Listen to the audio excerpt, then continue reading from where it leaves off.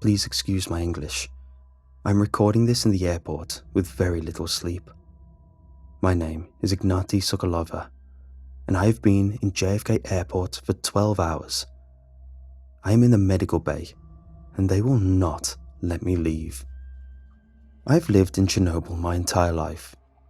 I was born in the Pripyat hospital on the 12th of June 1986. My father and my mother were workers at the power plant, and so this was the job I chose for myself. While my country was recovering from the economic depression, we still took what we could get, and we were grateful for the food on our tables. Leaving Russia was a foreign idea, a glamorous luxury that my family could not afford, and when my mother died, it became impossible. I began work on my 18th birthday. After a few years of hard work, I was promoted to a senior position. It came at a good time, as my father suffered a stroke 4 months later and could no longer operate the machinery. Eventually, I was called into the office, and I was told I would be taking a business trip to New York because my English was the best. My mother had taught me when I was young. My father shook my hand when I told him. He was proud. I pushed back the thought that I did not want to go, that I was worried for his health until I got to the plane, and then cried a little with my face to the window so the man next to me would not see. The plane ride was bumpy. People around me looked at ease, but it felt like we would be dashed out of the sky, and even though I swallowed a sleeping pill, it took me hours to get to sleep. The rocking of the plane followed me to my dreams, which were fitful and filled with nightmares so real I did not know if I was awake or asleep. Outside the plane, a flash of light came that was so blinding I shielded my eyes, but not before I saw the huge towers of the power plant, illuminated, breaking through the clouds. I woke suddenly and realized the plane was on the ground and I was alone. Everyone must have disembarked while I was still sleeping. I grabbed my bags and quickly walked to the exit. I didn't see any air steward and followed the signs to the exit. I must have been asleep for hours because the first person I saw was a man who opened the door for me on the way out of the building. The busy street smelled like gasoline. The cars were packed into a grid. I looked back as the door swung shut behind me. I can't explain it, but I saw, in the split second before the door shut, that it was full of people. The empty terminal I had walked out of was now packed, thousands rushing to get to their flights. I felt a sharp buzz in my head, and when I put my hand up to my nose, it came away with blood. I am not used to flying. I could not explain it, so I took a taxi to a hotel nearby and booked a room for 2 nights with my company card. Perhaps I needed to rest. The receptionist scanned the card at the desk and handed it back to me with a sigh. It had been declined. I took cash out of my wallet, counting it carefully, and was lucky. I had enough.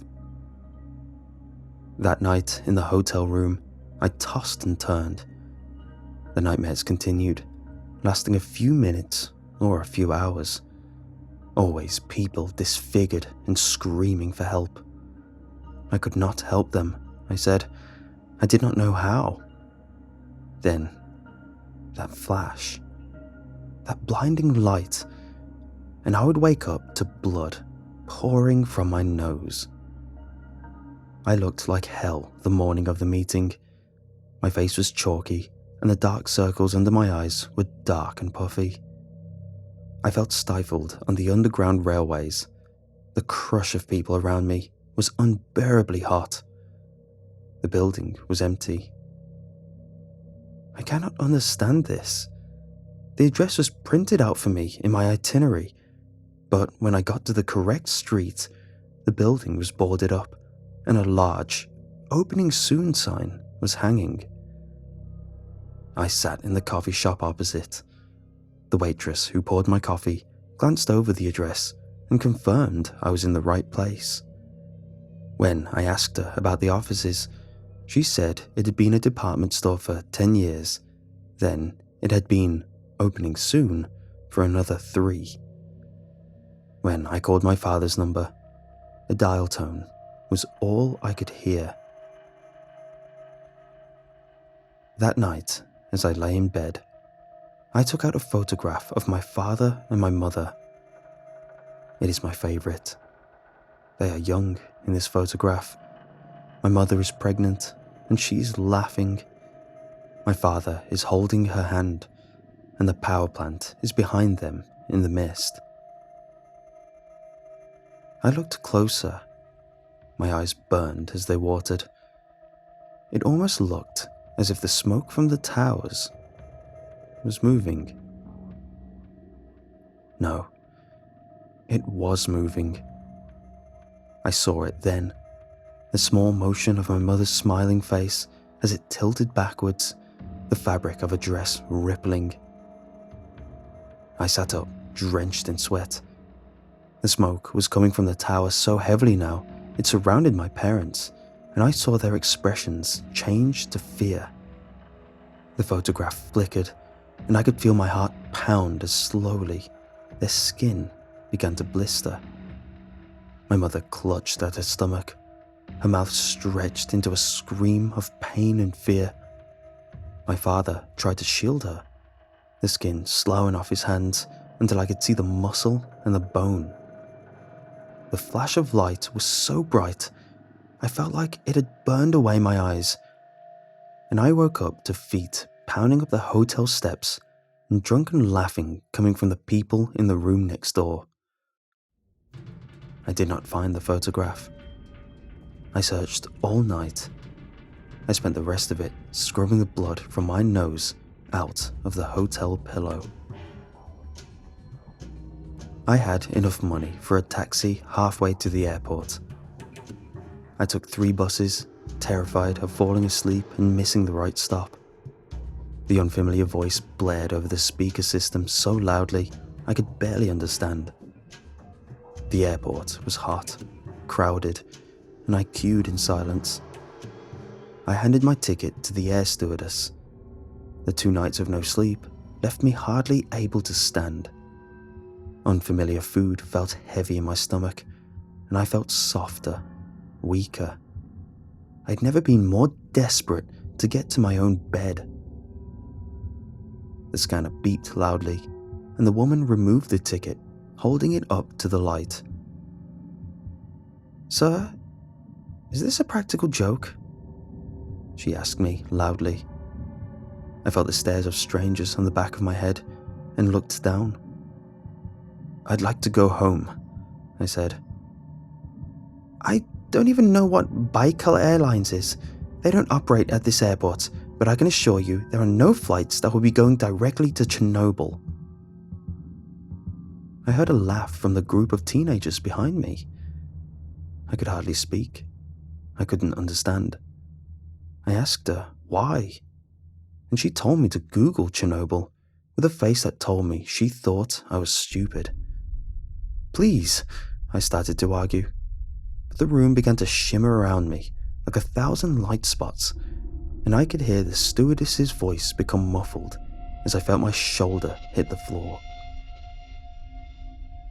I woke up alone in the medical bay of the airport with a trickle of dried blood running from my nose to my lip. When I searched Chernobyl, the most terrible, awful images are showing up. Of people with their skin falling off, of my hometown overgrown with weeds as if the earth is choking it. When I first saw them, I ran to the bathroom just in time to empty my stomach into the toilet. Is this a practical joke? I don't understand. This is not my culture. I'm scared, and I want to go home. When I told the medical staff, they said they were concerned for my mental health and that they might have to keep me in custody. I don't know what that means, but it terrifies me. So I said that I had seizures and was always disoriented after an episode. It seemed like they believed me at first, but they want to transfer me to a hospital.